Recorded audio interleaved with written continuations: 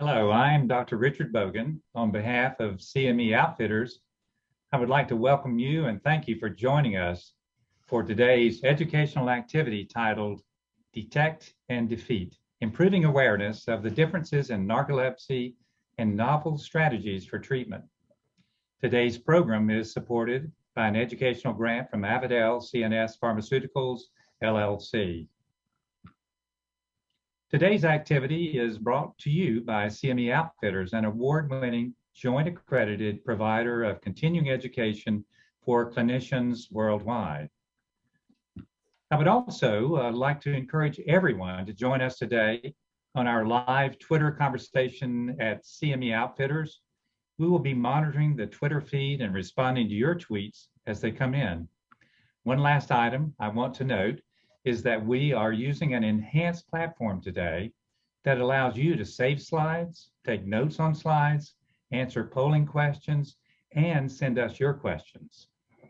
Please look at the tabs on the left of your screen and give us your feedback on the program and the platform as well. Again, my name is Dr. Richard Bogan, and I am president of Bogan Sleep Consultants, as well as an associate clinical professor at both the University of South Carolina School of Medicine in Columbia, South Carolina, and also the Medical University of South Carolina in Charleston, South Carolina. I'm very pleased today to introduce our faculty. Joining me is Dr. Cleet Kushida, Division Chief and Medical Director at Stanford Sleep Medicine. He is also Professor and Associate Chair of the Department of Psychiatry and Behavioral Sciences at Stanford University in Redwood City, California. Welcome, Cleet. Glad to see you here. Also, we have Dr. Anne Marie Morse. She is Director of Child Neurology and Director of Pediatric Sleep Medicine at the Janet Weiss Children's Hospital. She is also a Clinical Associate Professor at Geisinger Commonwealth School of Medicine at Geisinger Medical Center in Danville, Pennsylvania. Thank you for joining us, Anne-Marie. Excellent. So to frame our conversation and discussion today, let me begin with our first learning objective, which is to recognize the varied presentations of narcolepsy to facilitate a prompt and accurate diagnosis of narcolepsy. So to begin, Cleet, let's begin our discussion with a seemingly simple yet complex question. What is narcolepsy? Thank you, Rich. So narcolepsy is a rare, by rare meaning about 1 in 2,000 Americans have this condition. And it's an often debilitating neurologic disorder. And as you can see on this slide, the prominent symptoms include dysregulation of sleep-wake cycles, also disturbed, disrupted nocturnal sleep. The sleep becomes very highly fragmented. And then it also affects a lot of different organ systems and functions, such as it can affect the ability to think, process information. It can also affect things like mood and anxiety, stability, and also shown here, a big component also is metabolic and autonomic dysfunction as well. Yeah, I'm always impressed that the normal human is awake in the day and sleep at night. They have state stability, and narcolepsy patients have state instability, which we'll talk about. And when we examine these individuals, they give us a window kind of into sleep-wake processes as we understand that. And so these individuals really have quite prominent symptoms. You want to explore that? Yeah. Yeah, absolutely, Rich. Thank you. So this slide shows the 5 major symptoms of narcolepsy. So many of you are probably familiar with cataplexy, which is a sudden decrement in muscle tone, typically affecting the axial muscles, and often in response to strong emotions such as laughter, anger, or surprise. Also, there are hallucinations, and the hallucinations can be auditory, visual. It can also be somatic, feeling things on the body. A key prominent symptom is the excessive daytime sleepiness that will come on oftentimes in a very sudden sleep attack type feature where the person has an irresistible sudden urge to sleep during the daytime. And then also there's sleep paralysis, which is paralysis of the voluntary muscles. And then, as mentioned in the earlier slide, sleep disruption. The person has disturbed or disrupted nocturnal sleep. Yeah, I'm looking forward. Sorry, I would also like to add in that I think with this slide, one of the things that is always very helpful is that when we're thinking about these 5 main symptoms, recognizing excessive daytime sleepiness is the most sensitive symptom. 100% of patients with narcolepsy are going to have excessive daytime sleepiness. And Right. as you've described, Clete, cataplexy is one that many people are familiar with in term, but it's the most specific symptom, meaning if you're able to elicit that history for cataplexy, you're really looking at the diagnosis of narcolepsy. I really love the fact that the way that this slide is illustrated is actually even using this nice acronym, CHESS, with the little pieces from the chessboard as well, to help with viewers who may be attending this, this effort to be able to more easily recall these symptoms by being able to potentially even remember this nice little acronym. Well said. I think the disrupted nocturnal sleep, and I mean, we're going to explore all this as we try to dig into the pathology and the pathophysiology and how these symptoms manifest. And as you say, not everyone has all these symptoms except sleepiness. I mean, they all have sleepiness. So let's now we have an idea about narcolepsy. Let's bring our audience in to see how well they feel about diagnosing narcolepsy. So I'm asking you the question: how confident are you in your ability to accurately diagnose narcolepsy? Are you extremely confident, somewhat confident, not at all, A, B, C, D? So I'll let you vote now.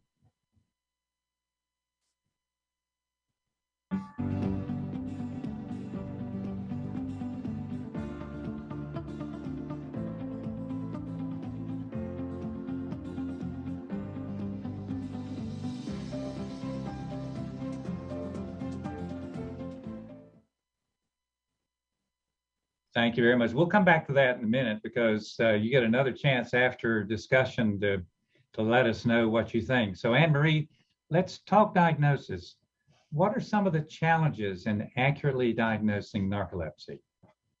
So even though we went over what are the pentad symptoms that we typically are encountering where we're thinking about an individual with narcolepsy, the challenge that many of these patients experience is that there's other things that can look like narcolepsy. What I mean by that is when we're talking about excessive daytime sleepiness, even though it's the most common symptom that we encounter, there's other things that can cause excessive daytime sleepiness.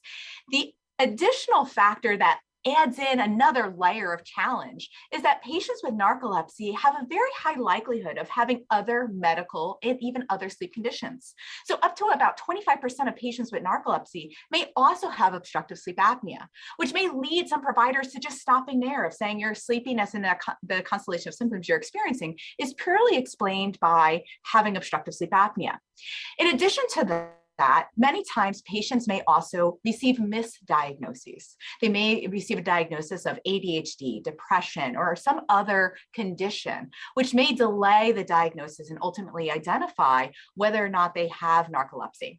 When looking at this, we recognize that about 82% of patients are experiencing a delay of greater than 1 year from the symptom onset to the time of diagnosis. And about a third of individuals with narcolepsy are experiencing greater than 10 years between symptom onset and the time of diagnosis. Yeah, it impresses me that you know, these people are remarkable in terms of the REM dissociative symptoms and the profound daytime sleepiness. Why don't we diagnose them earlier? But when you really look at the prevalence of sleepiness in the general population, if you're sitting in a primary care practice waiting room, 30% probably, maybe not quite 30%, but up to 30% are sleepy, and maybe 8 to 10% are pretty profoundly sleepy. And they have 2,500 patients in their practice per doctor. And narcolepsy is rare. It's only 1 in 2,000. So they only have one narcolepsy patient amongst all those other sleepy people. And as you said, when you're sleepy, you have problems with executive function, thinking, memory, attention, mood, motivation, et cetera. So oftentimes, you know, they get diagnosed as something else, quite frankly, a mood disturbance or cognitive impairment. So how does this translate into our nosology? So when we're looking at narcolepsy, it is important to recognize that the International Classification of Sleep Disorders provides criteria for two specific types of narcolepsy: narcolepsy type 1 and narcolepsy type 2. We previously termed these conditions as narcolepsy with and without cataplexy, and sometimes we'll even reference that. But our advancements in understanding some of the underlying mechanisms for narcolepsy type 1 has refined us to calling it that. What I'm referring to is the fact that in patients of narcolepsy type 1, there's spinal fluid testing that can be done. So looking at the cerebral spinal fluid to look specifically at CSF hypocretin or orexin. It has two different names because in 1998, two different research groups identified this molecule. One called it hypocretin, one called it orexin. Throughout this presentation, you may hear us reference either one of those, but just be certain that it's referencing the same molecule. So in those in narcolepsy type 1, they generally are going to have low to absent levels, where narcolepsy type 2 will have normal levels. This is important because some of those individuals may not have a history of cataplexy just yet. Outside of CSF testing, the approach and considerations are very similar between narcolepsy type 1 and type 2. So number one, excessive daytime sleepiness must be present in a chronic format, meaning that it should be present for at least 3 months. You can use validated questionnaires such as the Epworth Sleepiness Scale, or even just eliciting a history of whether or not sleepiness has been present. Sometimes people will describe this in falling asleep inappropriately in sedentary activities or just difficulty maintaining an alert wake state. Then we'll do sleep studies that will include polysomnography and which is an overnight sleep test, and a next day multiple sleep latency test. On that multiple sleep latency test, we typically are going to see that the average time to falling asleep, or the average sleep latency, is less than or equal to 8 minutes. In addition to that, we'll then also see that there's at least 2 sleep onset REM periods, meaning that a person is entering REM within 15 minutes. This will be present in either narcolepsy type 1 or type 2. If in the absence of CSF testing, the distinguishing factor between narcolepsy type 1 and type 2 is the presence or absence of cataplexy. So really refining your history-taking skills to identify symptoms of cataplexy does become really critical in understanding which diagnosis your patient may have. Yeah, I think, it's important for us to sort of think about the pathophysiology, and orexin or hypocretin is a neuropeptide that you and I are really pumping out right now. That orexin is exciting other neuronal pathways, and those neuronal pathways are dopamine, norepinephrine, serotonin, acetylcholine, histamine. Those are all really important to keep us awake. And in certainly type 1 narcolepsy, these individuals, the orexin neurons have been injured, probably an autoimmune abnormality. And so when you check their spinal fluid, they don't have orexin. And as a result, they have state instability, both in terms of sleep and wake, and they have a lot of REM pressure. So that translates into our nosology. When you do an MSLT, you're asking, can you stabilize wakefulness in an environment where there's no sensory stimulus? What do? Well, you fall asleep fast and you dream.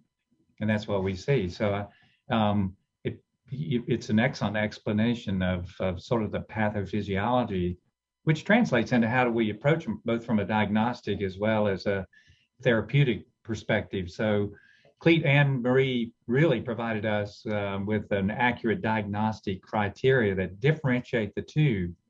But as we said earlier, if you sit in a primary care practice, there are a lot of sleepy people.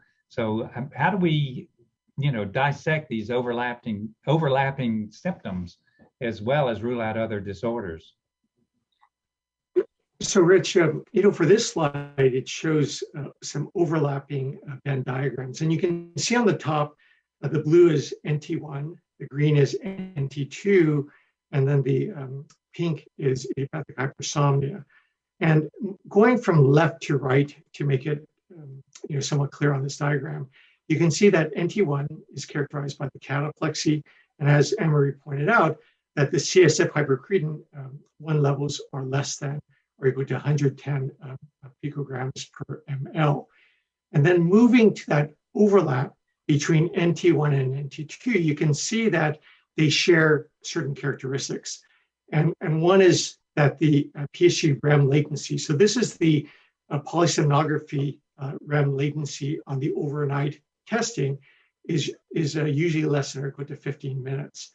And then the MSLT, the multiple sleep latency test that is typically conducted on the next day after the overnight sleep study will show greater than or equal to 2 sleep onset REM periods on that MSLT. Also, there's the refreshing naps, the disrupted sleep, which was mentioned earlier.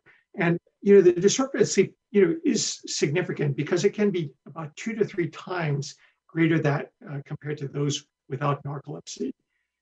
Also, the sleep paralysis and sleep-related hallucinations are shared. Now, if you look at the next sort of the center of the diagram, you can see there's some symptoms or characteristics that are shared by all 3 conditions. And that includes an excessive daytime sleepiness, an Epworth sleepiness scale of greater than 10 out of 24, and a multiple sleep latency of less than or equal to 8 minutes. Moving on to the next category, this is sharing between NT2 and idiopathic hypersomnia. It's characterized as was pointed out in the previous slide, no cataplexy, a normal CSF hypercretin 1 levels. There's a sleep inertia, or sort of like the sleep drunkenness that, or sleep confusion that appears immediately upon awakening from sleep. There's unrefreshing naps. And for both these conditions, you might have spontaneous remission. And then going on to the last pink area that shows symptoms or characteristics exclusive for idiopathic hypersomnia, you have the less than 2 SORMs on the MSLT, and then you might have long sleep, which is defined as greater than 11 hours out of the 24 hours of a day. And typically it's in the range of like 12 to 13 hours. Yeah, these disorders of central hypersomnolence, they overlap and have different features, but the NT1 folks are the ones that we've done a lot of research on and have a lot of good understanding. The others, the pathophysiology is less clear, but let's explore the differential diagnosis. Yeah, so as Emery had mentioned a little earlier, obstructive sleep apnea is a key condition that can also cause excessive daytime sleepiness. And as was pointed out, it's not unusual for an individual to have both narcolepsy as well as obstructive sleep apnea. And that's where the overnight polysomnography comes in handy, as well as home sleep tests, because you can obviously detect if the person does have sleep apnea that might lead to excessive daytime sleepiness. These other conditions also can cause the excessive daytime sleepiness, such as just not getting enough sleep. Because as you know, the thing that can result in excessive daytime sleepiness is not only deficiencies in sleep quality as well as the sleep quantity. So the person just isn't setting enough time for sleep that can cause daytime sleepiness. But other conditions such as medical disorders, psychiatric disorders, as shown here in depression, they can also fragment the sleep and lead to the daytime sleepiness. Idiopathic hypersomnia, substance drug intake is also potential causes for excessive daytime sleepiness, as well as things like Klein-Levin syndrome, which can cause daytime sleepiness in sort of like waves that appear periodic throughout the year, as well as poor sleep hygiene that sort of overlaps with just not getting good habits in terms of sleep and resulting in daytime sleepiness. Periodic limb movement disorder can also fragment the sleep, leading to daytime sleepiness. And behavioral symptoms of daytime sleepiness, you can see these are some of the hallmarks of daytime sleepiness that can appear in patients that don't get enough sleep or have poor quality sleep. Mm-hmm. Now, on the right side of the slide, you can see you can have a typical cataplexy as well as other causes that might be hard to differentiate, things like seizures, hypotension, and even psychogenic or malingering causes that might mimic cataplexy. And lastly, in terms of hallucinations, there's conditions that can result in hallucinations at night, and those include schizophrenia, where hallucinations are a hallmark of the diagnosis, as well as you can have it also with sleep or night terrors, as well as panic attacks. Yeah, I think there are a couple of points also. I mean, the peak incidence is right in the teenage years, right around 15 plus or minus. And a lot of those individuals are phase delay puberty. So that's insufficient sleep can really fool us. And that's obviously one reason we like it, sleep diaries and actigraphy and some other things. And then, of course, the other point is when we're in REM sleep, we're paralyzed, we can't move. And because of this REM pressure or disinhibition, I should say, these folks may awaken with sleep paralysis. And they may actually panic or feel short of breath. So they may mistake sleep paralysis for sleep apnea, interestingly enough. I mean, they say they can't breathe, they're choking or whatever. But I think it's important for us to think about these REM dissociative symptoms, vivid dreams, colorful.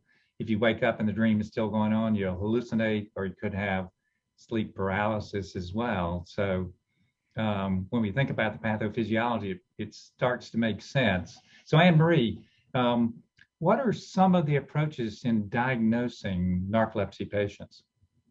Well, just the same as in any patient that we see, a careful history is really quite important, not only to elicit the history of those pentad symptoms and to distinguish the symptoms of narcolepsy away from some of those other differentials that Clete had just reviewed, but also to understand the burden of the disease on the individual. One of the questions that I make sure I ask all of my patients who have hypersomnia is what can't you do because of your hypersomnolence?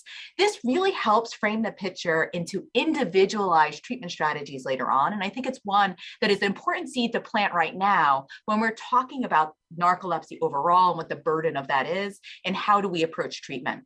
After a careful history and there's a suspicion for narcolepsy, the next steps are really that approach to figuring out, is this existing or is it one of those other differentials? Some steps we'll take is doing a sleep diary plus or minus actigraphy. Actigraphy is typically a wrist-worn device that will help in monitoring what someone's sleep and wake patterns are.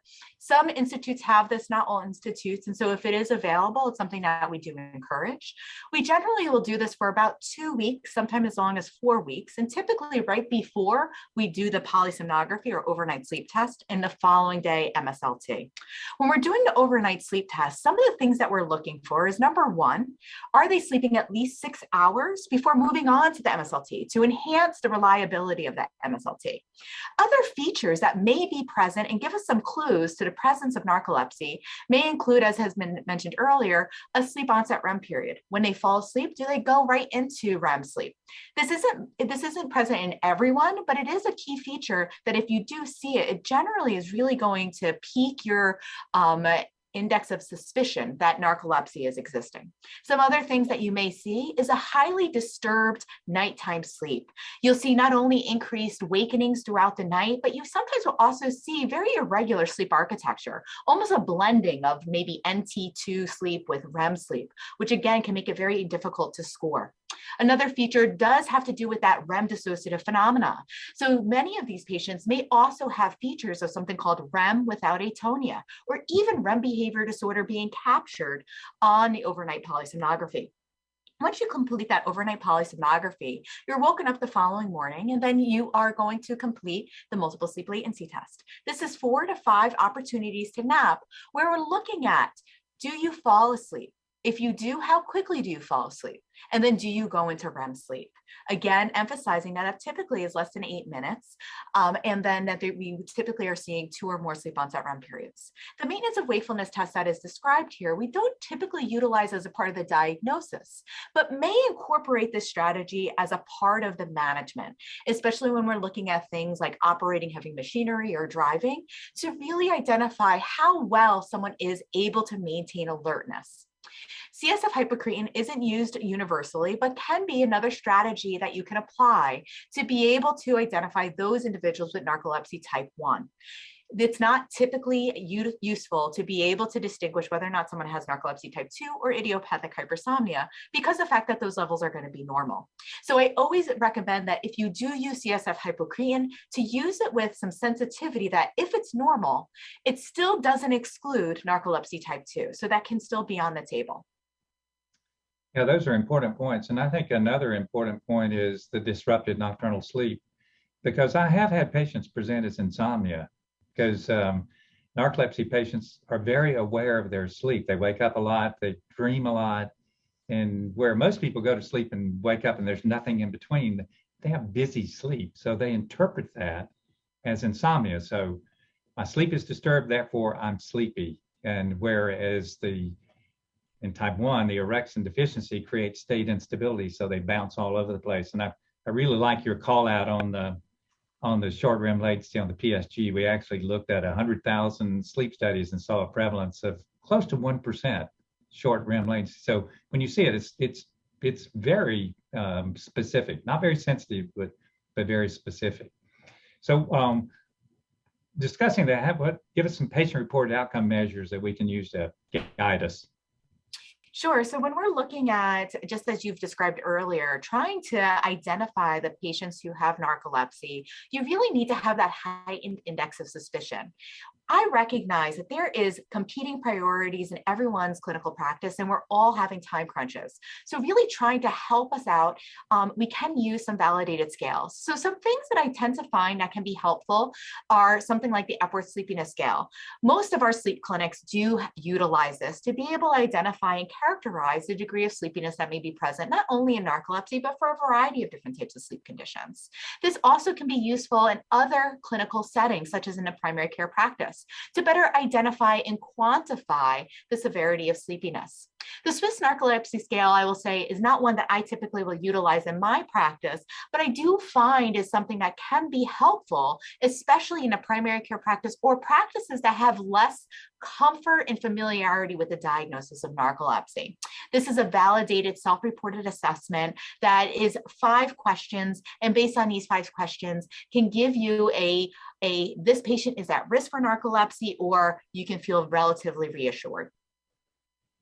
Yeah, I'm the same way. We sort of ask those questions, and it's obviously heavily weighted for, cataplexy, but here's the Epworth score. My Epworth score is 6. I don't know what yours is, but these people with narcolepsy have very high Epworth scores. You're correct. Patients who have narcolepsy very frequently will have elevated Epworth Sleepiness Scales. And so what is the Epworth Sleepiness Scale? This is giving 8 different sedentary activities, meaning things that you're not very active, and asking the person to rate, what is your propensity to doze? And it's important to recognize that dozing means you're having that inability to maintain wakefulness. It does also include and capture that you actually fall asleep. We ask, does it never happen, rarely happen, sometimes happen, or frequently happen? Based on this scale, it's out of 24 points. Those who are scoring greater than 10 is consistent with a pathologic degree of sleepiness. Most typically, individuals who have narcolepsy have very severe degrees of sleepiness and may be scoring greater than 16. I say this with caution because of the fact that not all individuals identify with this way of screening for sleepiness. I know that in my practice, I've seen people who they've fallen asleep at the wheel and are seeing me because they had a motor vehicle accident, and that was the call to action. And they come in and they have an Epworth of 5. And it's because of the fact that they don't identify with these questions. Right. So it is important to balance it again with that clinical history of what they're describing in terms of sleepiness. Yeah, I think that's very important. And I would challenge the attendees, if you see tired people, if you see someone with executive function abnormality, if you see someone with a mood disturbance or attention problems, they might be sleepy. So do the Epworth. And I would guarantee if you do the Epworth score on any of those people over a period of 2 weeks, you're going to be surprised at how sleepy some of these folks are. What about the Swiss? I don't know if you want to spend much time on this, but this is the Swiss Narcolepsy Scale, the questions in specific. Sure. So I always make the joke that if you're going to use the Swiss Narcolepsy Scale, you do need a PhD in calculus. But the reality is that this is readily available online, and they can do all the calculations for you. So as you can see, the scoring is a series of calculations in order to be able to create a more negative score that would make you more suspicious for narcolepsy. I think the reality with the Swiss Narcolepsy Scale, again, this is something that is really quite helpful for people who may have less of a degree of comfort of even thinking of when to screen for patients with narcolepsy. So a practical approach that many people could consider is that if you have individuals that you're using the Epworth Sleepiness Scale and you're identifying sleepiness is present, that you could potentially add this as a second layer to be able to help you to be able to bucket patients into, is this someone who I have to be worried about narcolepsy because I still am having a developing comfort with recognizing those patients? And this may be able to be a tool that will help in filling that care gap for you. Yeah, and I think, questions 4 and 5, where you ask about knees buckling and, cataplexy when you're angry, or do you have symptoms in your face? I mean, that points out, obviously this is a European group of people, and that where they define cataplexy, and so that's heavily weighted. So that it's important to ask very specific questions about cataplexy. So let's bring our audience back in. I'm going to ask another question. Now, how confident are you in your ability to accurately diagnose narcolepsy? Especially after all of this great knowledge that we've shared and contributed. And again, I really hope that the conversation that we're having today is actually creating some opportunity for people to fill some knowledge gaps that maybe they thought that they've had.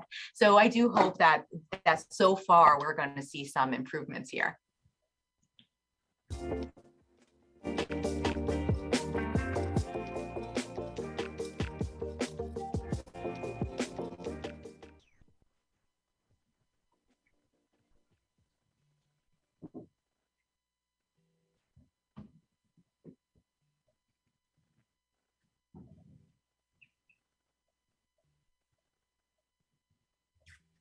That looks great.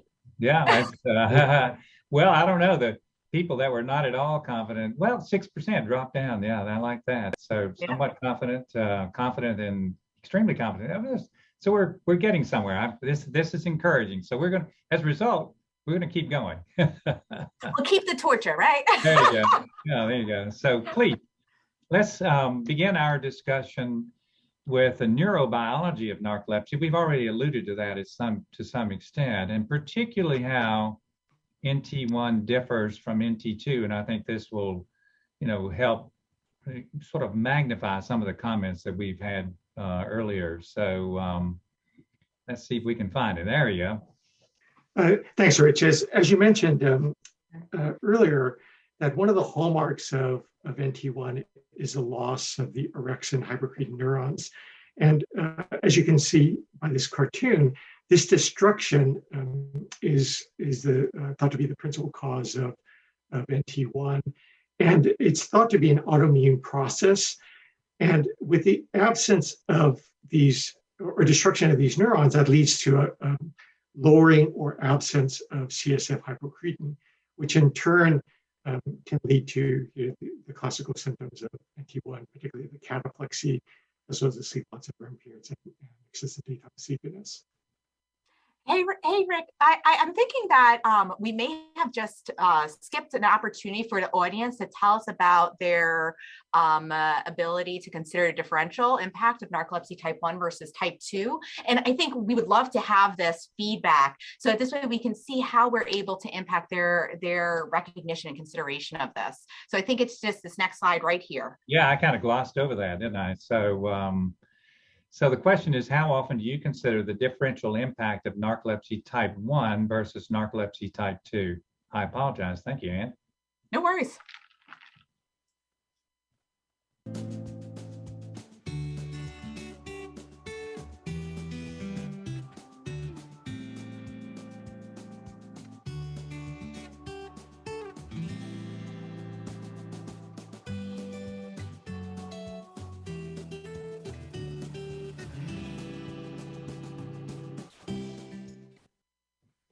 Excellent. All right, we'll come back to that in a minute. But again, thank you, Clete, for your discussion about the importance of the neuropeptide orexin.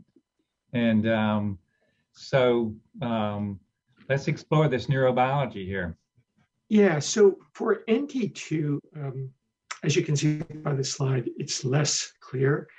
And in particular, if you look at the lower left graph that's shown, you can see that the gray is daytime controls, and basically, I'm sorry, on the y-axis is a CSF hypocretin levels, and as you would expect with the gray bar with the control, it's within the normal range. And then you have narcolepsy with typical cataplexy, which is shown in the red.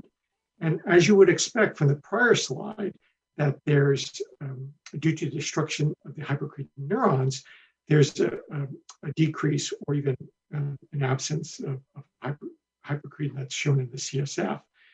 And then the blue and the green respectively show atypical narcolepsy with atypical cataplexy in the blue and narcolepsy without cataplexy. So what you can see is that, for the blue and green bars, it's a little, it's not quite getting to the normal range, but it's certainly above that of the of those with NT1. So, it is very difficult to characterize at this point in terms of what is the pathophysiology of NT2. Could there be a biological dysfunction? So shown on the lower right-hand panel, we know that hypercretin, as well as in conjunction with the monoamines, dictate wakefulness or control wakefulness, but it's balanced by GABA, which is thought to influence sleep. So all of these, the monoamines, hypercretin, GABA certainly might play a role in the pathophysiology of NT2, but at the current time, it's not well defined.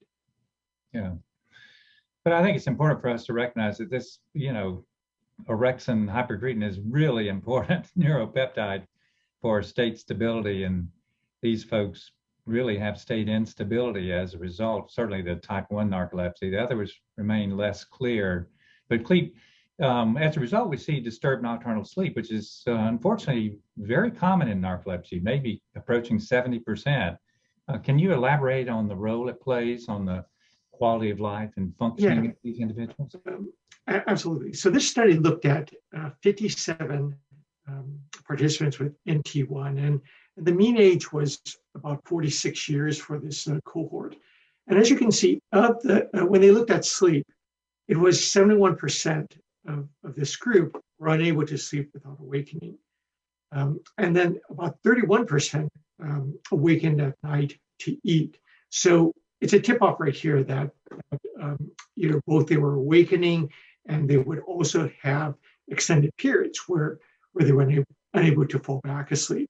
And then also in this population, they looked at those with sleep apnea, of those with NT1, and 43% of that population exhibited loud snoring, which is one of the characteristic features of obstructive sleep apnea. And 21% experienced apneas or complete pauses in their breathing, and about 20% awakened with shortness of breath during the night. And then in terms of waking up on the lower panel, you can see that 50% felt unrefreshed. It took them about 17 minutes on average to get up in the morning, and about 24% experienced sleep drunkenness, where, as was described earlier, upon awakening, it takes a while for their brain to become online, so to speak. So they're confused, they're unable to think clearly, their focus and attention is impaired. So the top portion of the slide shows that there's definitely difficulty in both the fragmentation, the difficulty in awakening, as well as the ability to have cognitive function during the daytime upon awakening.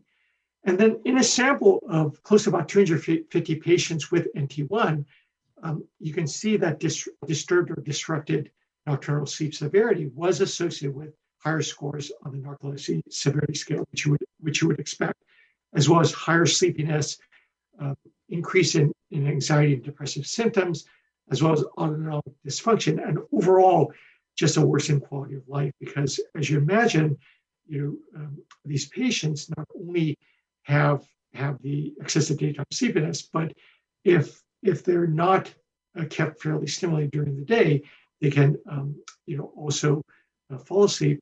But if they get too excited, they can have bouts of cataplexy. So it's a very impaired quality of life for these individuals.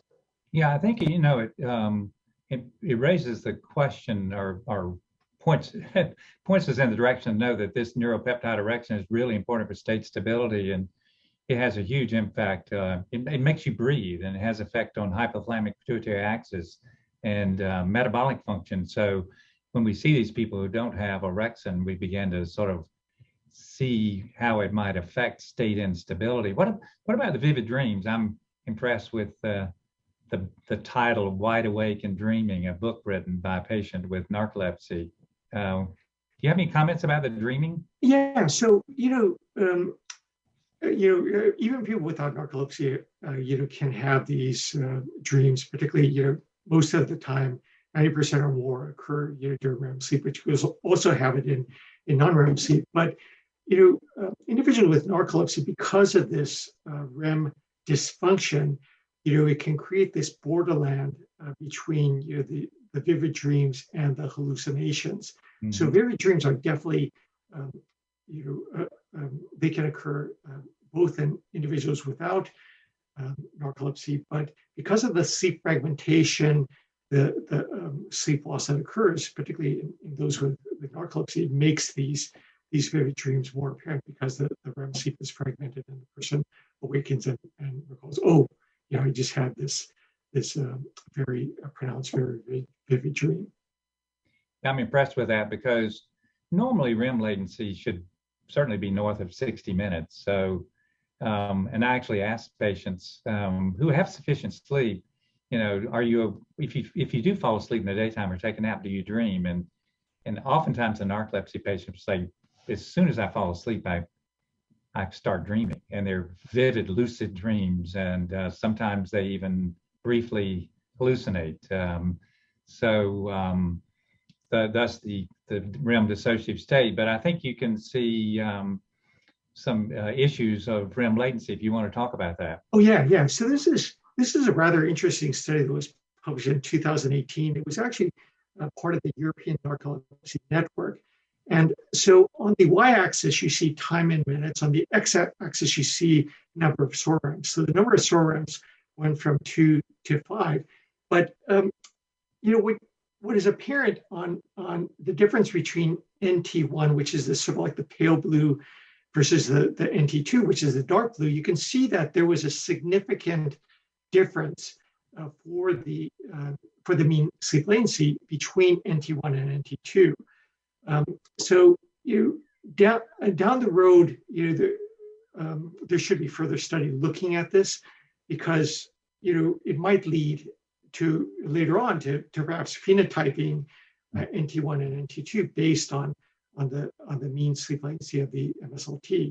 What was further interesting about this study was they also looked at hypocretin levels for the NT1 and NT2, and they found out that there was a significant correlation of the REM sleep latency, as shown on the slide, with hypocretin levels for NT1, but as expected, not for NT2. Thank you, Cleve. We're getting a lot of questions, but I want to move on and make sure we get the material covered, and we'll nothing burning. So we'll answer some questions later on when we have a little more time. Anne-Marie, I'd like to bring you into this discussion as well. What are some of the differences that you've seen in your clinic between patients with NT1 versus NT2? I think when we're seeing patients clinically with NT1 versus NT2, we very frequently are trying to understand what that burden of disease. So clearly, the most striking difference is the description of cataplexy and how that impacts day-to-day functioning. Many times this can impact them emotionally, because a lot of people describe themselves as feeling as though they're clumsy individuals, and they'll be derogatory to themselves and saying, I'm just stupid, and I make all these mistakes. So that can be a struggle, but also there's a safety hazard there. And so that is a major distinction that I may see sometimes between NT1 and NT2. When you're looking at this study in particular, what's very interesting and striking to me is that if you reflect back on the question I ask all my patients, what can't you do, or how do you feel disabled from the symptoms that you're experiencing? Many times they will associate with symptoms like depression, anxiety, fatigue, or other type of functional impairment. And when you're looking at this particular study that utilized the PROMIS scale, which is a patient-reported outcome scale to try to really quantify what these differences are, you do see that there is a very high similarity between the overall burden that narcolepsy type 1 and narcolepsy type 2 are experiencing, even though they may not have the same exact phenotype based on the pentad symptoms. There does seem to be a very similar experience in regard to overall disability that patients with narcolepsy type 1 and narcolepsy type 2 may experience. Yeah, I'm impressed what you said about the cataplexy. You'd think most people who have cataplexy, loss of muscle tone when they get excited or laughing or angry or strong emotion, would recognize that as being abnormal. But so many times I've heard it's just me. You know, I have my dinosaur lady who assumes the T-Rex position when she starts laughing with her friends, and she actually brought a picture of me with her knees buckling and her hands down. And they used to call her the dinosaur lady because she was having cataplexy, but it's just me. So I'm impressed, and it has a huge impact on quality of life of these individuals, as you might know. So there's something interesting here is where the patients are before they enter a clinical trial, and I would really encourage you to look at baseline data. I think it's boring, but it's how the patients present to us in terms of their age distribution, their severity, and other demographic characteristics. So obviously we examine where patients are after a treatment intervention compared to baseline, but I wanted to briefly point out what some of the baseline data may show. For example, in one clinical trial at baseline, 98% of patients were at least moderately ill. So these individuals are significantly impacted. That means we have some pretty ill patients out there who are pretty profoundly sleepy with these Epworth scores 16, 17, 18, and we need to do our very best to improve their symptoms and quality of life. So Anne-Marie, you talked about the sleep symptoms and the mood disorders associated with narcolepsy, but how does narcolepsy impact quality of life and functioning, since we talked about that? So I think it's important to recognize when we're talking about a disease, we're talking about something that affects human lives. And so they're not in a bubble, and they don't only identify by those pentad symptoms or their disease state, but really describe what their everyday life is like. And so because of the fact that you're talking about dysfunction that can really impact all different facets of life, you may see things like brain fog or memory problems. People will describe this cognitive dysfunction that even when treated with stimulants or wake promoting agents and they're feeling more awake, that there's still these residual symptoms of feeling like their cognitive processes aren't as sharp as what they would like them to be.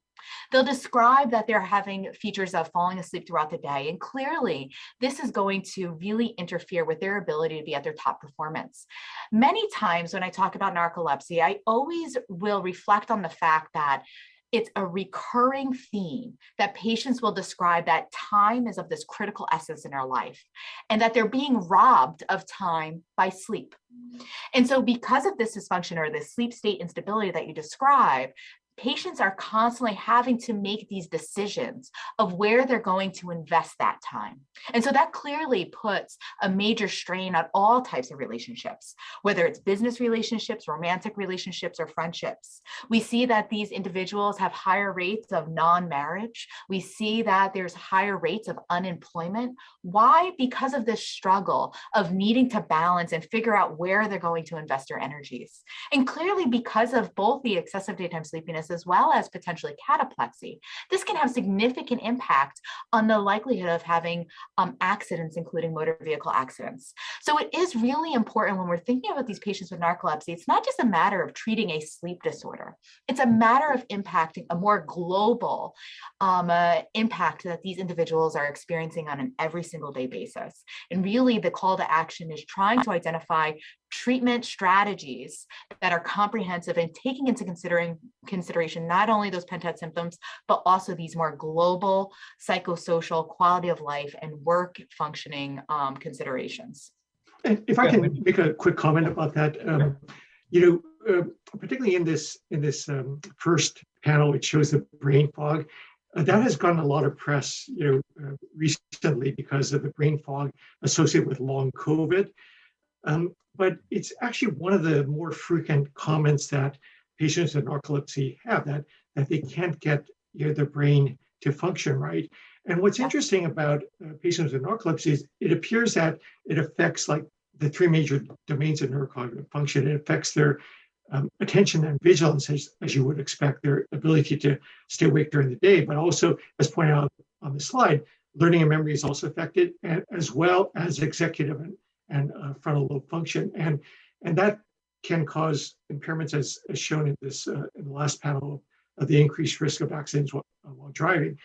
These accidents, it's been demonstrated that it can be caused by the daytime sleepiness, but there can also be some subtle impairments of their higher order function in being able to perform complex activities like driving. That's such a great point. Yeah. I think, the patients talk about speed of processing. So the brain is slow. Speed of processing is slow. So reaction times, divided tasks, all those things are significantly impaired, which obviously affects you all day long, whether you're working or social or whatever.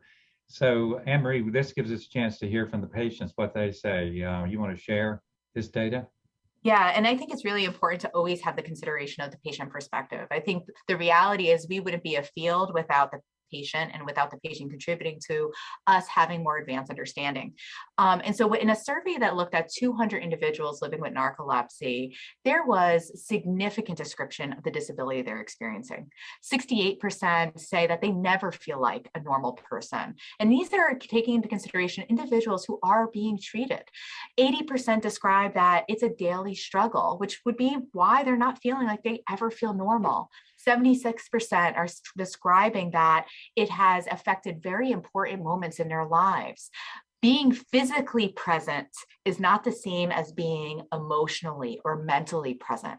So even when they are at a wedding or an important birthday event or any type of these celebratory experiences, they may be physically there, but sometimes will describe themselves as almost feeling like a shell of themselves and not even being able to potentially recall some of these things.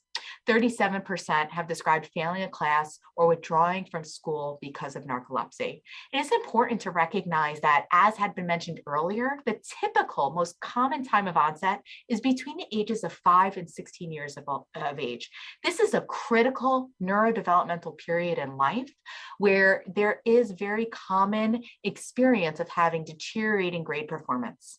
There also is a critical period where, if it's at teenage years where we're applying to school and we're falling off the cliff, that we may not end up going even into college. And so there are academic differences with individuals who have narcolepsy. And then 25% have been fired from a job or demoted because of symptoms. This is including people who, even after the diagnosis and have been treated, may experience these same types of consequences. And 60% of those who are employed are worried about losing their jobs because of their symptoms. Because of this, many times people won't even endorse that to their providers, recognizing that this is a condition that is protected by the American with Disabilities Act and would warrant, in many situations, the ability to provide accommodations in a work environment. This, again, is taking a look at narcolepsy on a more global scale and recognizing all of these nuances that are so critically important for the patient, but sometimes we don't necessarily incorporate in terms of our treatment strategies. Yeah, Anne-Marie, it's interesting because, and Cleet sort of alluded to this as well, but when we treat our patients, and we're going to talk about treatment, but when we treat our patients, sometimes the sleepiness certainly improves. It's not normal, but the patients still complain of that brain fog and speed of processing. And I've had them say, doc, I don't fall asleep or I don't take a nap, but something's still not right. I don't feel good. And it's important for us to recognize that.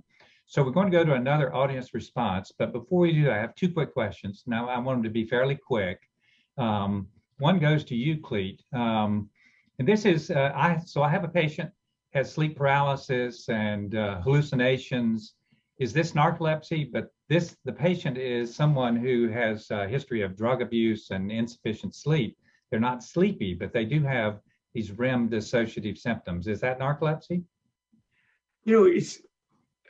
That's really hard to tease apart sometimes because, as you pointed out, with a history of drug abuse as well as some insufficient sleep, kind of all bets are off, because the person can have these hallucinations as well as sleep paralysis, just because of the fragmented sleep, the insufficient sleep.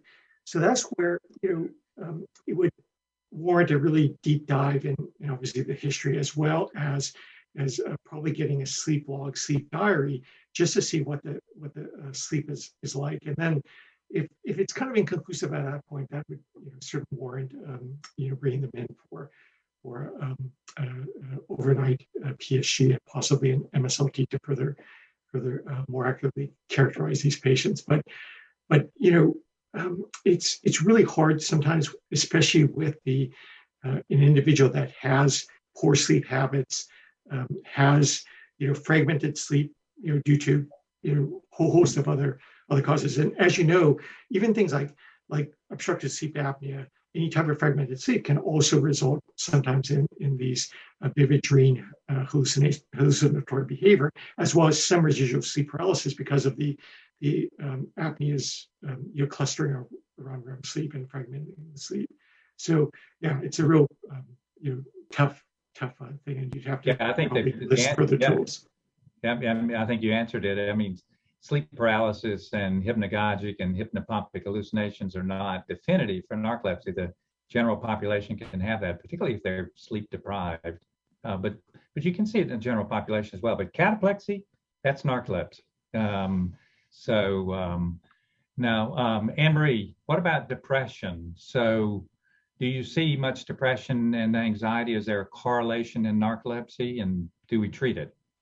Sure. So what we do know about individuals with narcolepsy is that based on the literature review, there is a higher rate of seeing psychiatric comorbidity. About 30 to 40% of individuals with narcolepsy may also either come with a diagnosis, meaning that before they were diagnosed with narcolepsy, they had it, or may develop it.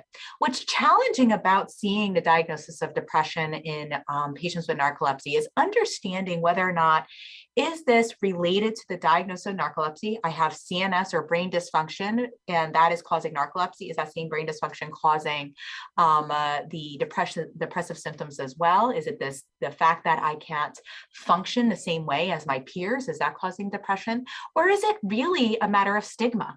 Is it because of the fact that when you look at narcolepsy, the media sensationalization of it is illustrated through movies like Deuce Bigalow, where the depiction of the individuals who have narcolepsy are relatively useless. They're clumsy, falling all over the place, always falling asleep in inappropriate situations, and really look as though that they don't rise too much. And so we do definitely see this. When we do see depression, it's critical to treat it. When you're talking about the treatment of narcolepsy, you're treating the whole person. And if there's symptoms that are consistent with depression, you should partner with a psychologist and or a psychiatrist to really understand how to optimize those symptoms. It is important to recognize that people who are depressed, even without narcolepsy, will also describe these features of brain fog and cognitive slowing. And so that, again, may be another contributing factor to when we are seeing symptoms of brain fog. Yeah, certainly the coping skills are impaired. So let's see how our discussion has impacted our audience. So now, how often will you consider the differential impact of narcolepsy type 1 versus narcolepsy type 2? 0, 1 to 25, 26 to 50, 51, 75, 76 to 100, A, B, C, D, E. Let's hear your response.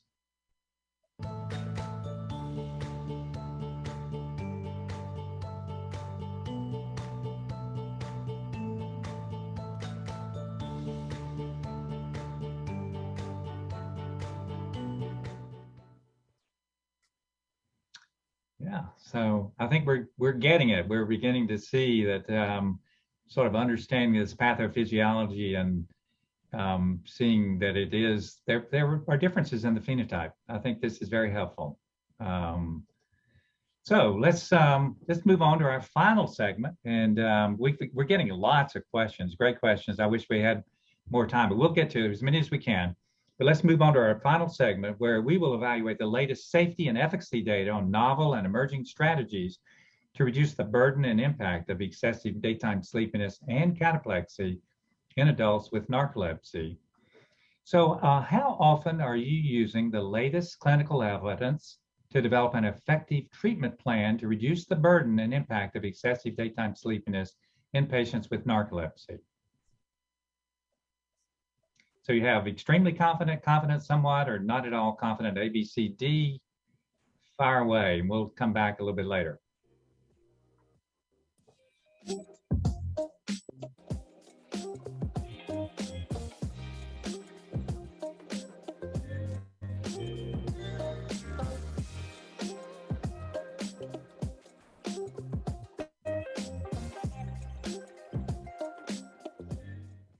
All right, thank you very much. So Clete, as we begin to discuss treatment, what are our ideal goals for our patients with narcolepsy? Yes, thanks, Rich. So this slide is based on a publication by Dr. Michael Thorpe, one of our close colleagues who studies narcolepsy.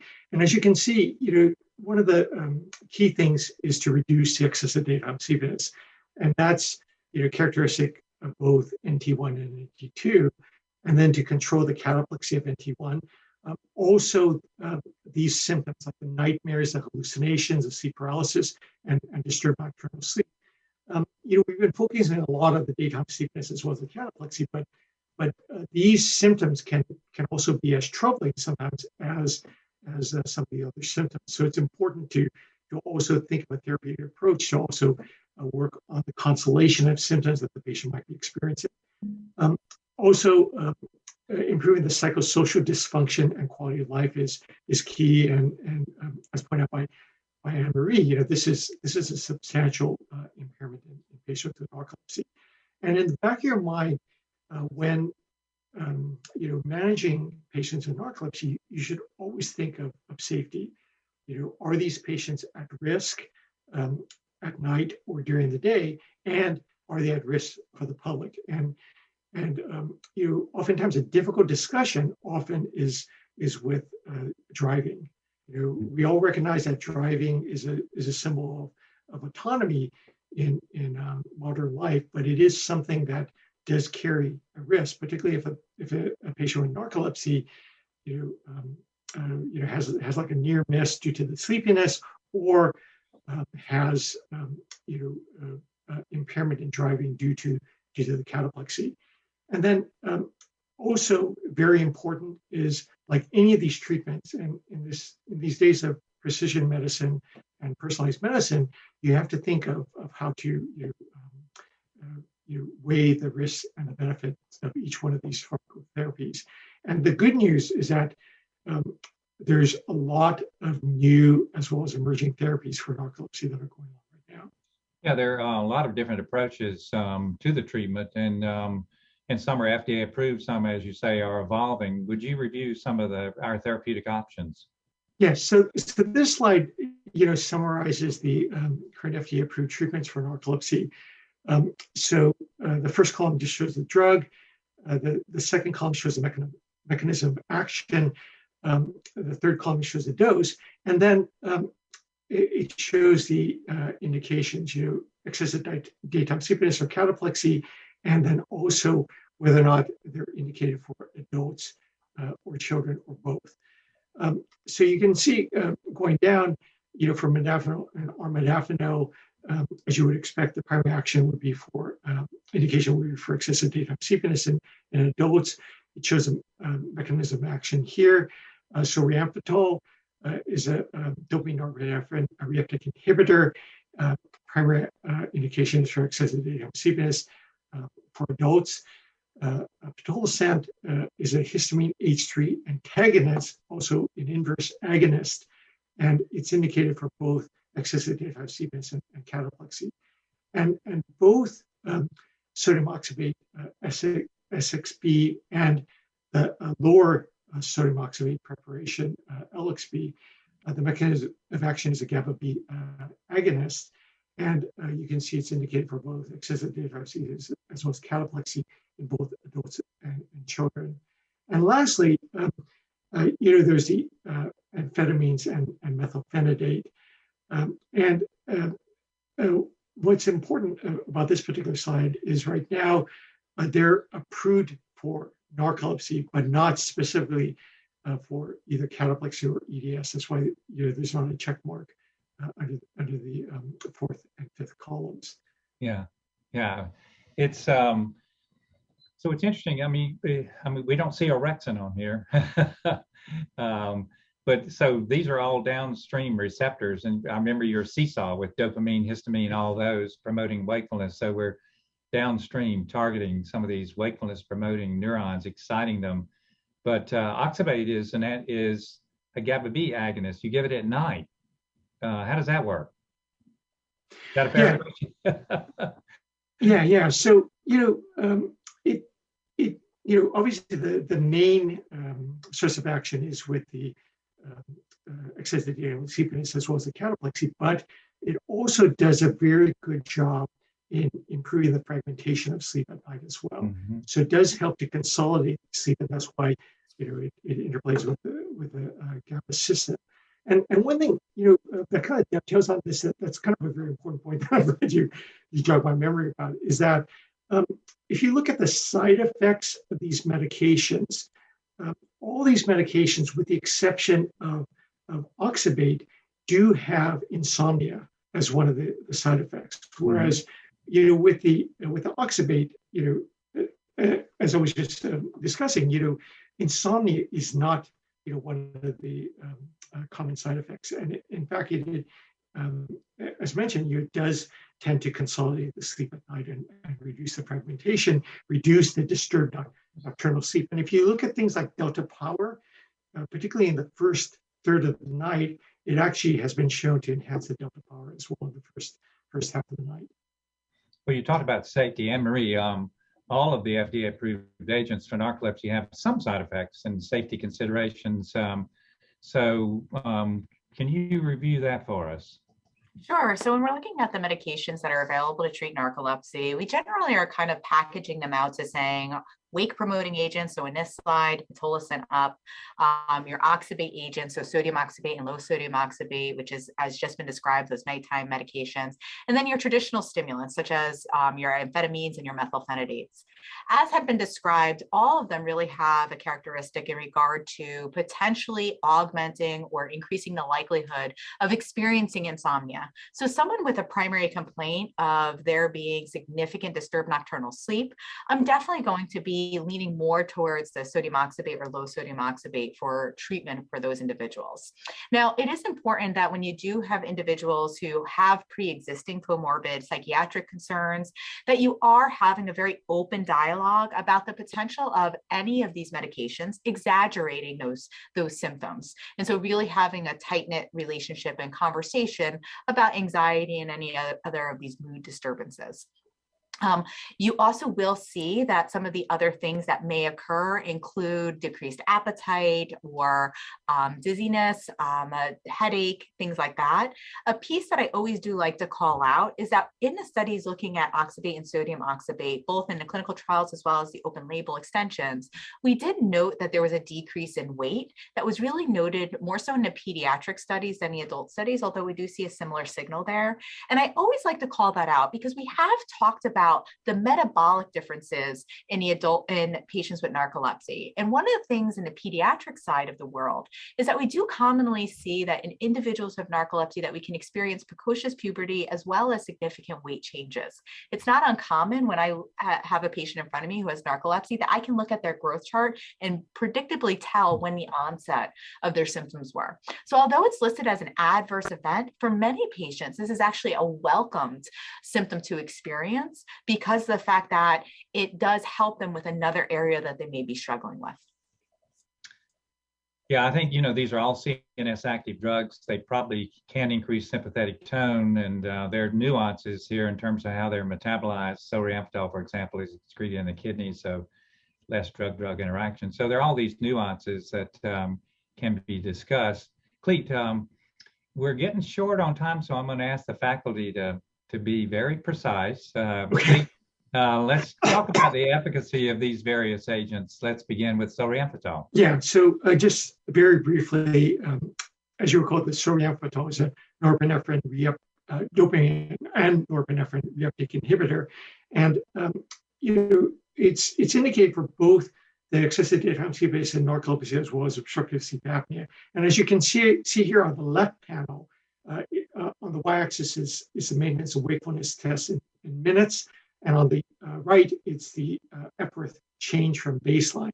So what's demonstrated here very nicely is the dose-dependent relationship for those with cataplexy and without cataplexy who are taking solriamfetol. And you can see that there is an improvement both in objective as well as subjective daytime sleepiness. Yeah, I'll point out the 300 milligram dose is not FDA approved, but it was in the research study. So take that into account. Right. And then this further just shows on the left panel, it's a patient global impression of change versus placebo. And what's demonstrated really nicely here is you can see that with solriamfetol, there's higher scores that correspond roughly to the dose in terms of the CGI scores. And then on the right panel, it shows work impairment. So you can see the baseline in terms of mean overall impairment was reduced for both the work impairment as was activity impairment across the 40 weeks. Yeah. And, right. And so then next slide, also very briefly, because of the interest in time, as you recall, the pitolisant is an H3 receptor antagonist or inverse agonist. And what it shows over here is that there's two placebo-controlled study. One is Harmony 1, Harmony CTP. And for both these, it shows the percentage of patients with an Epworth Sleepiness Scale score reduction of greater than or equal to 3 points across the 2 to 8 week period of time. And it's comparing both pitolisant versus placebo. And there was really, as shown on the left two panels, a strong improvement in the percentage of patients in terms of the Epworth Sleepiness Scale score reduction compared to placebo. On the right-hand portion, it's greater than a 50% reduction in the weekly rate of cataplectic attacks. And you can see that over time, there was a significant improvement in pitolisant versus placebo in the percentage of patients that had this decrement in cataplexy attacks. And this response, for the excessive daytime sleepiness, it was mainly in week 3 and for week 2 in the cataplexy. And then this slide just shows the efficacy of narcolepsy with high excessive daytime sleepiness burden, both by the Epworth Sleepiness Scale, which is shown on the left side, as well as the objective sleep latency in minutes. And as demonstrated by end treatment, significant improvement in pitolisant in reducing the Epworth Sleepiness Scale score, and significant improvement in improving the sleep latency compared to placebo. Yeah, this is histamine, and I think it's good to point out that this is one of the 2 drugs approved by the FDA that treats cataplexy. The other drugs are more wakefulness promoting, but the oxybate molecule pitolisant both treat sleepiness and cataplexy, both approved by the FDA. So speaking of the lower sodium oxybate trial, twice nightly lower sodium oxybate, 92% less sodium than sodium oxybate. Tell us about that. Yeah, so you can see that the left panel just shows a change in Epworth scores, the subjective measure, as well as on the right side, it's the number of cataplexy attacks. And you can see that the low sodium oxybate compared to placebo, there was a significant improvement in the change in the Epworth Sleepiness Scale score. And on the right side, a significant decrement as well as in the number of cataplexy attacks. So the lower sodium oxybate, similar to just regular sodium oxybate, has a positive effect in both the subjective sleepiness as well as the number of cataplexy attacks.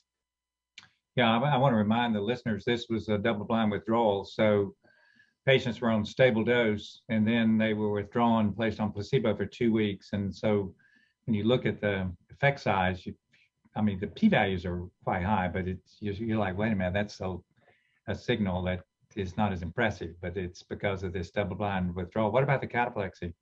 Yeah, so this slide shows on the y-axis, cataplexy-free, and then on the x-axis, it shows the week.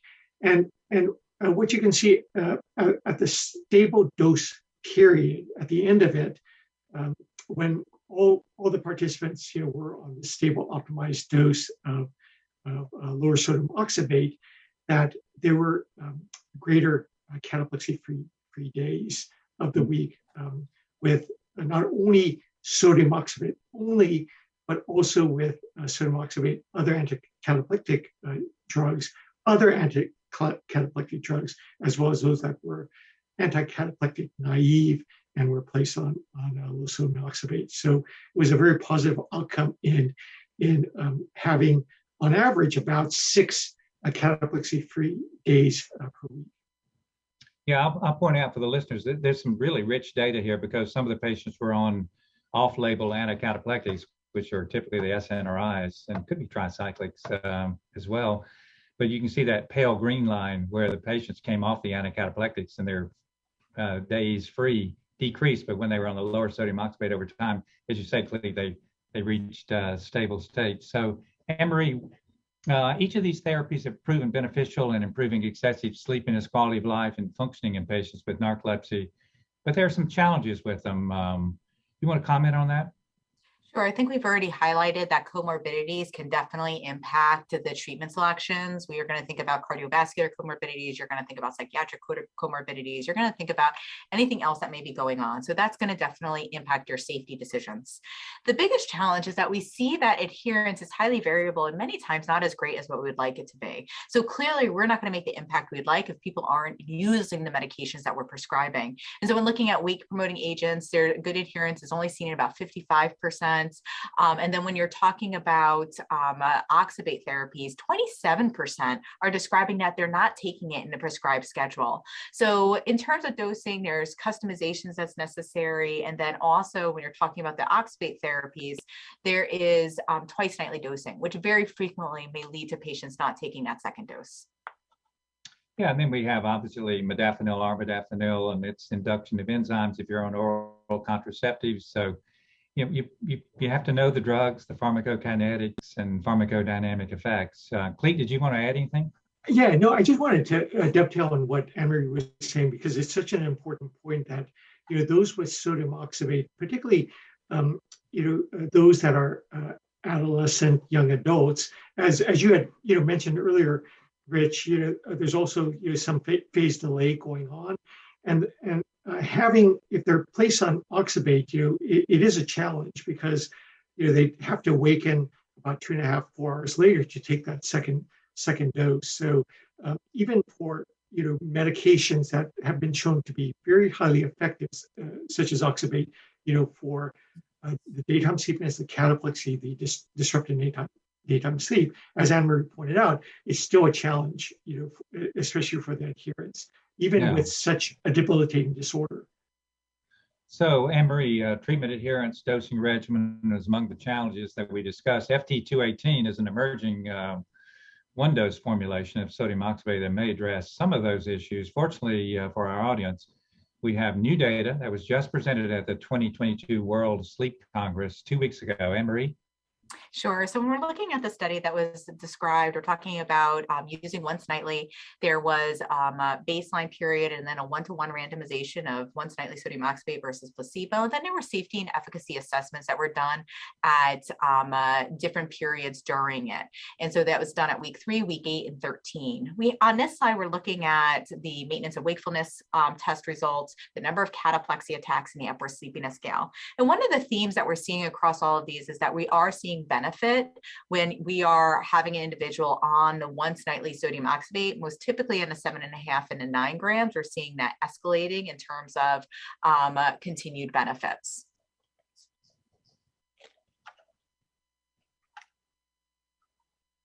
Then when you're looking at outside of what we're typically measuring, which is your excessive daytime sleepiness and cataplexy, we also are focusing on our patient-reported outcomes.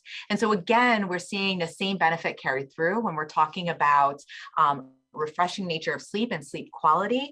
And again, as we're going between that 6 and 9 gram, which is that therapeutic window that many times we're trying to reach, you see that there's a significant performance that is superior to those who were randomized to placebo in both the refreshing nature of sleep as well as the sleep quality.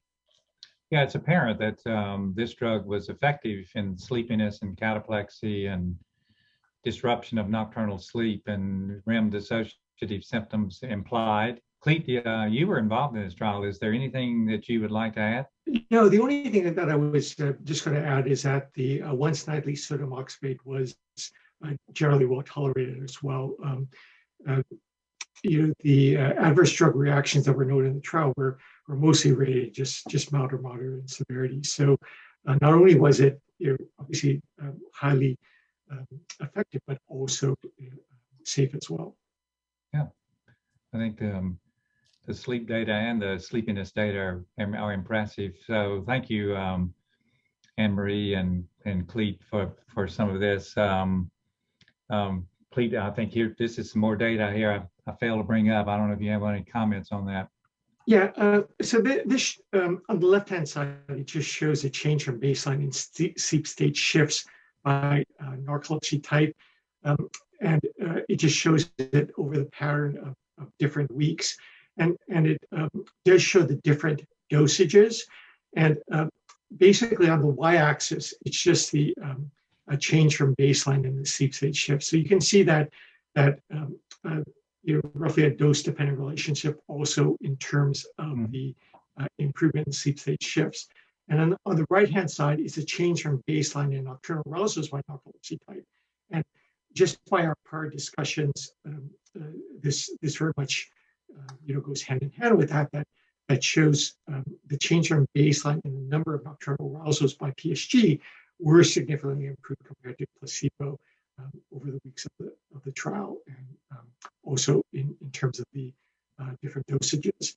So the take-home message from this is that this FT218 did show improvement in both the sleep state shifts as well as the nocturnal arousal. So in general, improves the disruption in the nighttime sleep, reduces the fragmentation of sleep, which in turn will translate to improvement in the daytime sleepiness, as well as most likely cognitive improvement.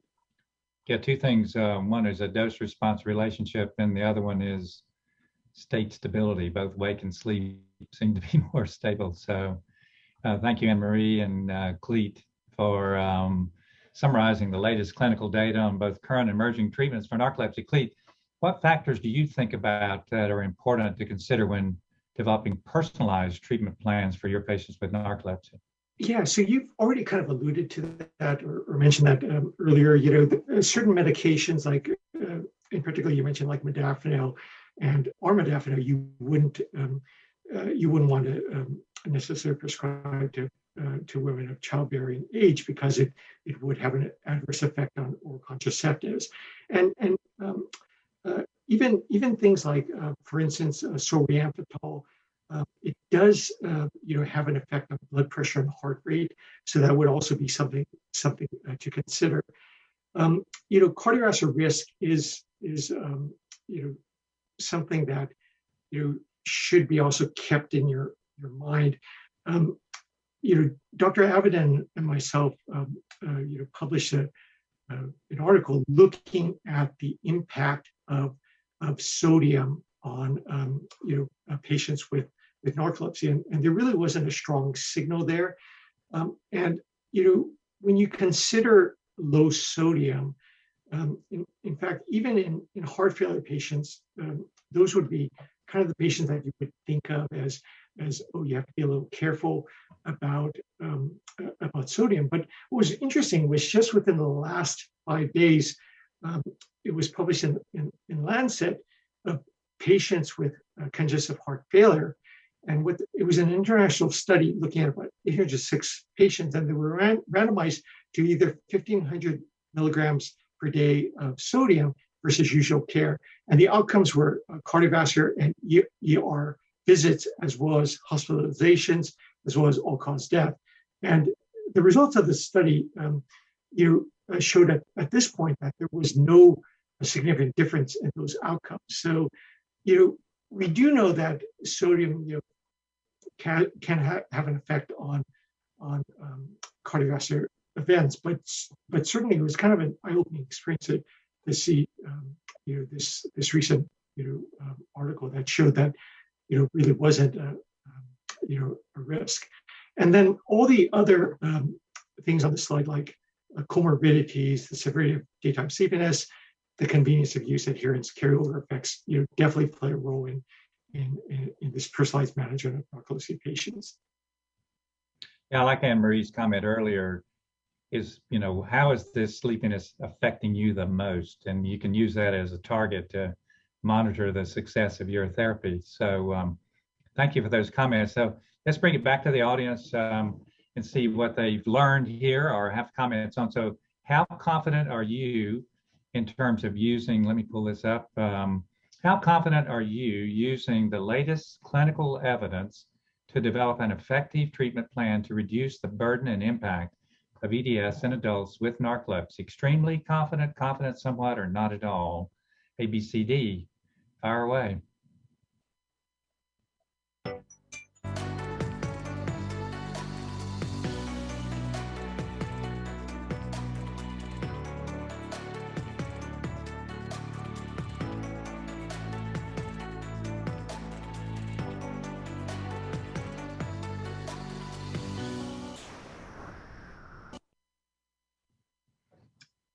I like the one not at all that goes to 30%. Goes down. This is excellent. So, thank you all for your attention, and we will take this into consideration. And Anne Marie and Clete, thank you so much for your expertise and impactful discussion on the importance of early diagnosis of narcolepsy. Again, realizing that this is happening around puberty or before in these individuals, as well as the insight into what is on the horizon in terms of emerging therapies. Would you like to make any concluding remarks, Anne Marie? I would just like to just reinforce the fact that really I'm so appreciative of seeing how people's impressions of narcolepsy and ability to diagnose has increased, but also just reinforcing the idea of treating the whole person, making sure we're looking at those pentad symptoms, but also taking into consideration of what else they're struggling with. Clete? Yeah, the only thing I just want to mention is that this is really exciting times for not only researchers within narcolepsy as well as clinicians, but also for patients as well, because there's so many medications now that are being looked at, and there's various companies that are exploring these new technologies and new pharmacotherapies. So it really is an exciting time, and there's much more to look at down the road, because it just offers more opportunities for clinicians to decide what is the best treatment for the patients in collaboration, obviously, with the discussion with patients. Yeah, I'll echo that, because I think that these patients are a window into sleep-wake processes and how the brain controls that. And all of us are impaired at some point. And for us to understand that, I think is extremely useful. And these people are profoundly sleepy, and the ones who have cataplexy and worried about muscle loss and its impact on quality of life is significant. And the REM dissociative symptoms, the disturbed nocturnal sleep, all of those are important for us to consider as we look at the treatment options in these patients. So use the SMART goals that we're going to use here, that are specific, measurable, attainable, relevant, and timely. Use the ICSD-3 diagnostic criteria to accurately diagnose NT1 and NT2. Assess the presence, quality of life impact, and efficacy of the treatment on EDS and REM dissociative symptoms, and importantly, disturbed nocturnal sleep in our patients with narcolepsy. Use the latest clinical data to develop personalized treatment plans. Consider updated clinical parameters and newly approved and emerging narcolepsy treatment medications. And hopefully we've covered a lot of that today. We've got a lot of questions. We have, almost 40 questions from the folks here, and they're all really good. The the most recent one was, how does the Swiss narcolepsy scale differ from the Epworth sleepiness scale, Anne-Marie, and does it matter? So in terms of the Swiss narcolepsy scale, that is something that you're going to use where you're not certain if a person has narcolepsy. They may have features of excessive daytime sleepiness. You're kind of trying to enhance your understanding of whether or not they have narcolepsy. The Epworth sleepiness scale is something that we utilize really to just qualify how sleepy someone is. Again, if they're scoring greater than 10, that's pathologic. And so the goal that one would look at is saying, I want to see that that number starts to go down with treatment. So you can use the Epworth as a screener, and then you can also use it in partnership with the patient as you start treatments to see that it also improves.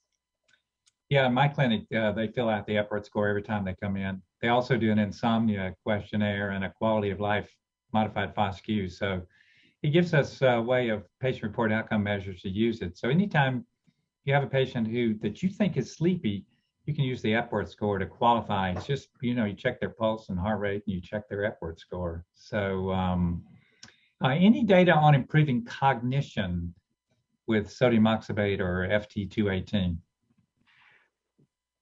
Yes, that I believe there's some data, but it isn't really well or systematically studied, because certainly in the domains I mentioned, there is more of a focus on attention and vigilance, particularly with the daytime sleepiness. But the higher order functions, the learning and memory, to my knowledge, it hasn't really been looked at in a real systematic, organized fashion. But that certainly, offers a lot of potential for future studies. Thank you. Yeah, I think that's, again, reaction time, speed of processing, but some patients do have automatic activity. So they do things, they're so sleepy, they kind of oscillate, micro sleeps, and you have to be awake for a certain period of time to remember things. So individuals may have automatic activity. They may do something and don't remember doing it. And they were oscillating back and forth between wake and sleep. And they're worried about their memory. A lot of times automatic activity will significantly improve. So from that perspective, they remember what they did. They don't have automatic activity. The question is, does narcolepsy tend to worsen as somebody gets older? I think one of the things to remember is that individual life circumstance changes. And so the studies that have evaluated symptom stability tend to suggest that there's some degree of stability after 2 to 4 years of symptom onset. However, the thing that is not fixed, or meaning that it's always changing, is that 0 to 25 years of age, we're undergoing neurodevelopment. After 25, unfortunately, we're on the wrong side of things. We're undergoing neurodegeneration. So not only is that changing, but also social circumstance and the demands that are put on you. So if you're a child that is going to school, those are different demands than an adult who may have a job and a family. And so it's very difficult to make that comparison one to the other. There also is differences in coping development. And so those all are other factors that may contribute to the evolving experience that an individual may have. So Emery, this is a trick question. Not exactly. So you have someone in front of you who developed sleepiness at age 15 and they have classic symptoms of narcolepsy, EDS. We'll say not cataplexy. So, okay. But you do an MSLT and they have a mean latency of 1 minute and 3 sleep onset REM episodes, but the urine drug screen is positive for cannabinoids. So there's some debate about this because of the fact that a use of marijuana could potentially cause a false positive. I would say to you, however, that if I have a pretty convincing story for narcolepsy, have excessive daytime sleepiness, other REM dissociative features, and that MSLT, I probably would be convinced that that patient may have narcolepsy. The piece that we have to remember about individuals with narcolepsy is that sometimes they are at higher risk for substance use and abuse. And part of that is their own self-treatment of the symptoms that they're experiencing. So sometimes cannabis may be utilized because of that disturbed nocturnal sleep. Other times you may see things like illicit acquirement of prescribed stimulants, so getting them from other countries, or using things like illicit substances like cocaine.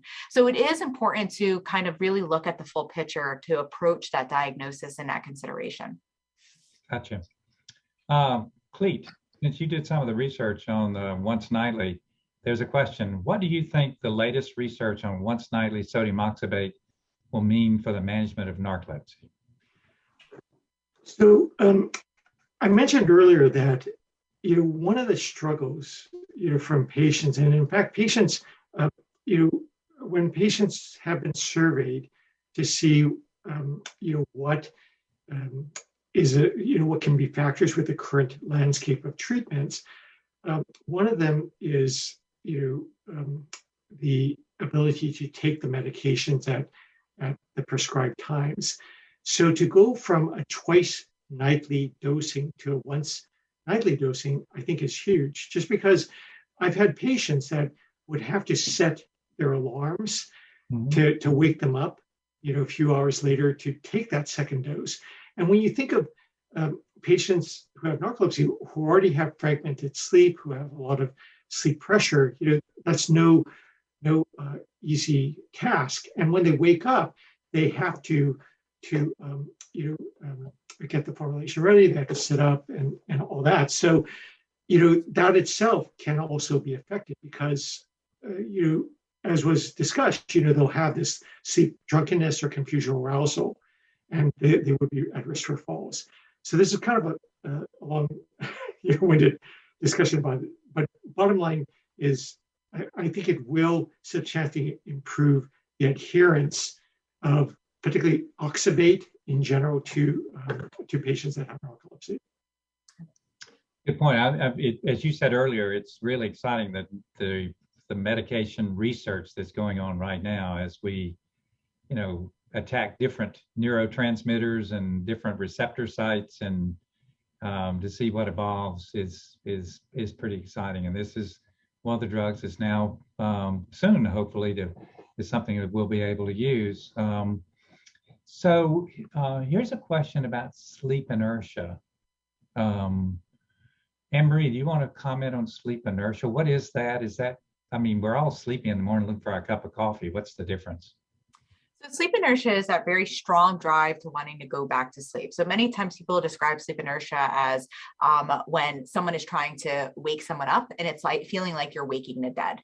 That person is really having that significant difficulty in being able to get themselves up and ready to go. And it many times is driving them to going back to sleep. So we more commonly see very, very strong sleep inertia in our idiopathic hypersomnia patients.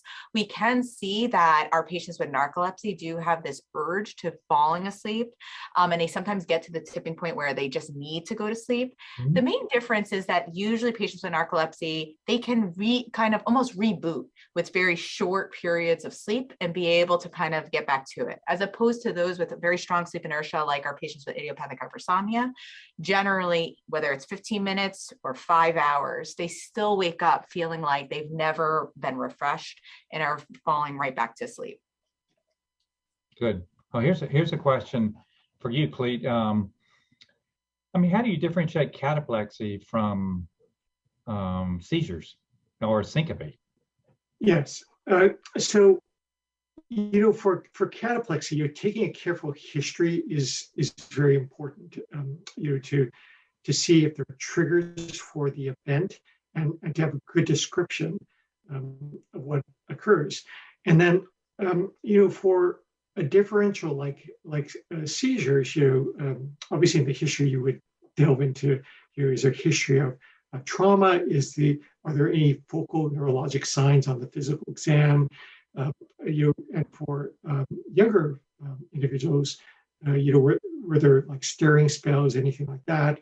At night, is there periods where there's bedwetting, things like that. So all these things would point out whether or not there's seizures. Now, for hypotensive events or cardiac arrhythmias that could also be considered in the differential, that would also be potentially covered by history. But it's easy to be fooled. I mean, even sometimes I've had patients that come in and where they have an attack right in front of me, and then being somewhat skeptical, I've often questioned is that really cataplexy? Because sometimes it's hard to even tease that apart. But doing a careful history, I think, goes a long way. The other thing is these folks are paralyzed, but they're awake when they have Yes. cataplexy. Now they can transition into sleep, but they're awake. They're aware of the environment. They're areflexic. If you check reflexes, most of the time they're areflexic because they're paralyzed. And so so there you go. Unfortunately, we've reached the end of our program. Lots of questions left, good ones. And one, Clete, there's one about how do you transition from twice nightly to once nightly. I'll do that parenthetically, but unless you can answer it in 5 seconds.